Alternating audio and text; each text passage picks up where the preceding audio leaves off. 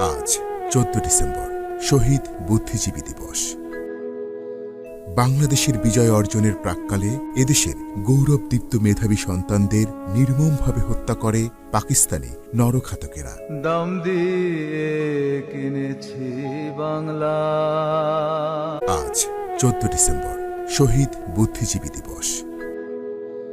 বাংলাদেশের বিজয় অর্জনের প্রাক্কালে এদেশের গৌরবদীপ্ত মেধাবী সন্তানদের নির্মমভাবে হত্যা করে পাকিস্তানি নরঘাতকেরা। দাম দিয়ে কিনেছি বাংলা।